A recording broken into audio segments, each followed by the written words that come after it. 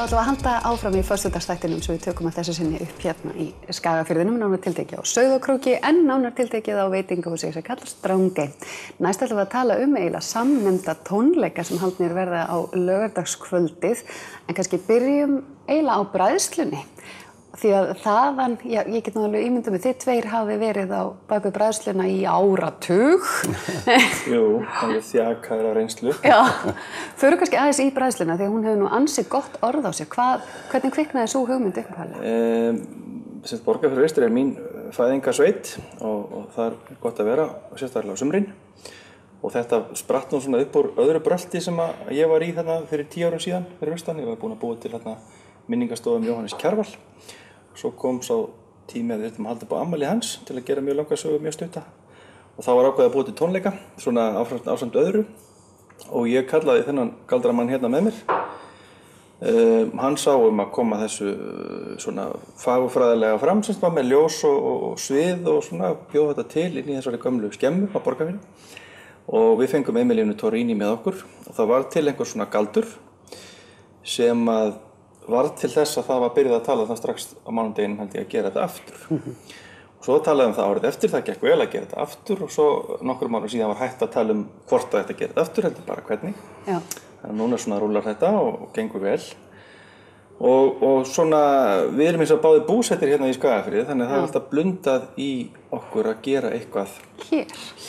En ef við tölum aðeins meira bræðsluna, hvað hafðir í huga vegna þess að það er nú einmitt margir talað hvernig bara umgjörðin á bræðsluna? Það sé eitt af því sem fyrir utan alltaf bara svæðið og tónlistamennina og allt það, að þessi upplifun að vera á staðinum. Hvað hafðir í huga þegar þú ert að? Já.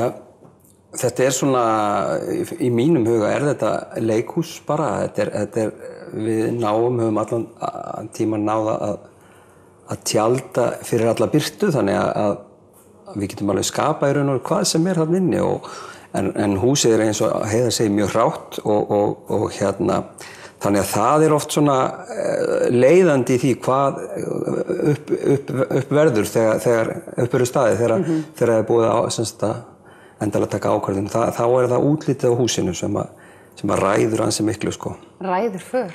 Já. En þið sem sagt eru báðir búsettir hér núna og þið fáið ykkur kaffisopa og segið, verðum við ekki að gera eitthvað hérna líka? Já, þetta margir kaffisopa, sko. Já. Bara í mörg ár.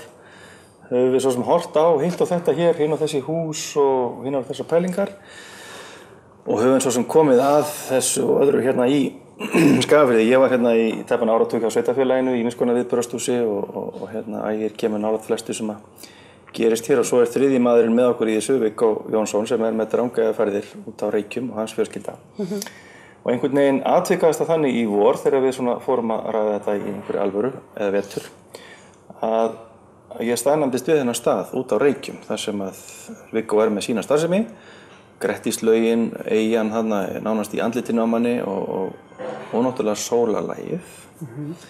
Og þess vegna meðal annars völdum við þennan tíma þegar sólin þarna að skoppa á haffletinum og það þarna þessi staður býður upp á svona einhvern galdur, eitthvað svona sérstakt, eitthvað svona töfra sem að þú býrð ekki til í hvaða húsi sem eða inn í bæ endilega. Þannig það það sem við erum að leita þarna út frá, það þessi svona töfrastemming sem getur orðið þarna á kyrru júníkvöldi. Já, en það hlýtur að vera þá lykilatriði, fáið þið ekkert í magann yfir veðrinu, hvort það verður eitthvað gott? Jú, að sjálfsögðu, þetta náttúrulega maður búinn að liggja á bæ núna í mánuð af því að við vorum nú í viðtali mitt fyrir mánuði síðan og þarna út frá og það var ansi kalt og napurlegt en við svona einhvern veginn treystum á þetta mundi lagast sem það virðist vera að gera. Við höfum beðið að fá ekki vont veður því að veður þarna getur verið vont og þá vorum við með varaplan hér inn á Krók en stefnan eða lítur út þannig núna þegar við erum að tala þetta að veðrið verði gott og meira segja jafnvel mjög gott sem náttúrulega svona bónus, sko. En fyrsta atriðið var að fá veður svona sem leyfði okkur að vera þarna, sko. Og þið sjáu þetta þá fyrir ykkur rauninni að Drangey sé þarna í rauninni í bakgrunni? Algjörlega og þetta alveg öfugt með við bræðsluna eins og maður tala áðan að þarna höfum við ekkert myrkur til þess að skapa nýjan veruleika heldur verður alltaf að miðast við það sem á staðnum og og Drangey, ég hugsa að aðdráttarlinsur verði ansi mikið notaðar á þessum tónleikum til þess að búa til myndir. Nákvæmlega. Sviðið snýr þannig að hún svona liggur hérna við hliðina á sviðinu í rauninni. Svona hluti af sviðsmyndinni má segja. Já. Og náttúrulega hvergi hægt að fá fallegri sviðsmyndir heldur en bara í náttúrunni sjálf. Akkurat, sko. Sérstaklega gefa veðrið svona Nákvæmlega. En tölum þá þá sem að koma fram. Þú hefur og þið heyrt í Emilíönu Torrini aftur. Já, við hefum gert það og fannst að það veitt okkur fullkomna öryggistilfinningu að byrja aftur á einhverju með henni. Já, hún kemur nú ekki oft og mikið fram á Íslandi þessi árin, þannig að það var frábært að fá hana með okkur í þetta. Hún var náttúrulega hjá okkur í bræðslunni fyrir 2 árum, við þekkjum hana vel og hún náttúrulega, það veit allir fyrir hvað hún stendur, hún náttúrulega bara frábær. Svo Jónas Sigurðsson, mikill vinur okkar líka, með okkur þarna og hans frábæra hljómsveit, Ritvélar framtíðarinnar og það er svo gaman að því núna líka eftir því sem veðurspáin hefur batnað þá hefur við fjölgað í bandinu. Já. Fleiri klárir í slaginn. Jú, skellum okkur í klárir í slaginn. Sem er mjög gott. Og fjölskyldurnar með. Já. Enda nóg að vera hérna helgina. Já, svo erum við í góðu samstarfi við Græna hattinn, þannig að þau spila þar á föstudagskvöldi og svo hjá okkur á laugardagskvöldi. Og svo erum við með Magna nokkur Ásgeirsson sem við þekkjum nú ágætlega líka með okkur auðvitað og stýrir þessari bræðslu með okkur fyrir austan. Hann verður með góða drengi með sér frá Akureyri og band. Við erum með Sauðárkróks eða Skagafjarðarband, Kontalgen Funeral, sem eru frábæri krakkar með nýtt efni. Við erum endilega að heyra meira frá þeim. Já, við viljum það líka. Eiginlega skilja meira athygli heldur en það við viljum endilega heyra meira í þeim og þau eru að koma með nýtt efni hérna.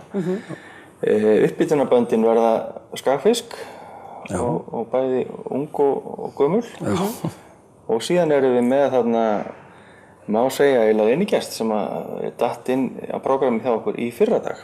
Já, ég heyrði lítinn fugl hvísla því að mér. Já, það eru frábæri strákar hérna einmitt frá Skagafirðinu líka, Úlfur. Og við töluðum nú uppáflega við þá byrjuðum við ekki að reyna í febrúar held ég að fá það með okkur sko í partíið.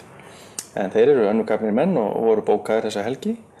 Svo atvikaðist það bara núna í vikunni að þeir losnuðu, þannig að við stukkum á þá og þeir ætla að vera með okkur þarna. Það náttúrulega algjör snild að fá það, flotti performerar og Já, strákar héðan sem gott að byrja með einmitt eins og Emilíu. Þannig að þetta svona góð blanda sko.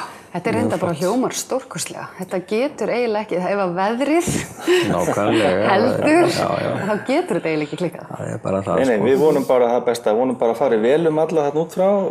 Svæðið er náttúrulega glæsilegt, vonum að menn aki varlega, það eru gamlan malarveg að fara. Já, sérstaklega að loka spottinn, hann er, bara að fara varlega, þá er þetta allt í lagi. En þið eru að leita kannski meira að fjölskyldustemmingunni heldur en útihátíðastemmingunni eða hvernig sjáðu þetta? Við erum ekki að leita gömlu útihátíðastemmingunni við erum ekki að búa til nýtt húsnæði sko. Nei, þetta fyrst og fremst þetta að hugsa fyrir fjölskyldufólk eða semst, auðvitað alla en það er algjörlega velkomið og margir sem við vitum sem ætla að setja niður hjólísinn og bara búa til úr útilegu því að það er náttúrulega glæsilegt tjaldstæði þannig hjá okkur út frá.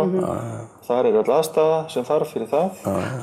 Þannig að þetta verður held ég mjög blandaður hópur sko. Geggjað.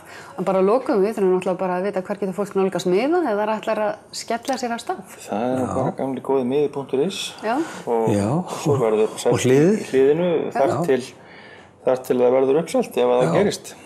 Verður uppselt? Við getum ekki sagt meðan húsrúmleyfi. Nei, meðan landrými leyfir. Það er ekki nægt landrými. Meðan við treystum okkur til að taka á móti það svona. Já, við leggjum áherslu á að fara vel fólk þarna. Við viljum frekar að fara vel fólk heldur en að við förum að fá mikið fjölda. Við viljum byrja rólega. Nákvæmlega. Þreifa fyrir okkur. Þetta er ekki alltaf metið í fjöldunum, þetta er stundum metið í brósunum. Nákvæmlega. Yndislegt. Takk fyrir. En það er bræðsla líka í lok júlí, verður ekki nefna það?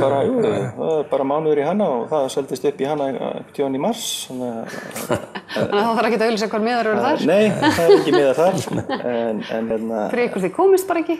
Já, bara næst. Já, nákvæmlega. Frábært. Kæra þakki fyrir komuna. Takk sem leiðis. Takk fyrir. Og við ætlum að halda áfram hérna eftir augnablikk og þá er komið að því að fræðast aðeins landsmót 50 ára og eldri sem haldið verður á Blönduósi um helgina.